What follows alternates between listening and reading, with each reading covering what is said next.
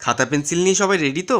আজকে প্রথমে আমরা একটা উল্টো ইউ লিখব, আর এই পাশে একটা ভি ভিটা সোজা করেই হবে। ইউ এর নিচটা স্ট্রেট লাইন দিয়ে জুড়ে দেবো। স্ট্রেট লাইনের নিচে একটা ছোট ইউ লিখব। এই পাশ থেকে একটা দাগ বার করে আইসক্রিমের মাথা থেকে এই দাগটাকে জুড়ে দেবো। ইউ দিয়ে আইসক্রিম আমাদের কমপ্লিট।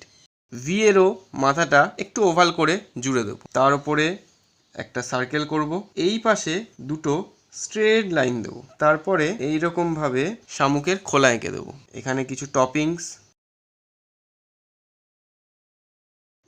আর এখানে একটা হাফ সার্কেল করে দেবো।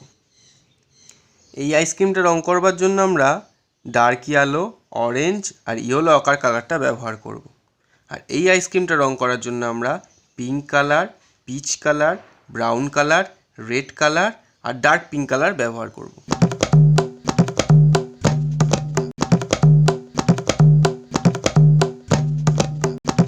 আইসক্রিম দুটো আমাদের রং করা কমপ্লিট। এটা অরেঞ্জ ফ্লেভার আর এটা স্ট্রবেরি ফ্লেভার।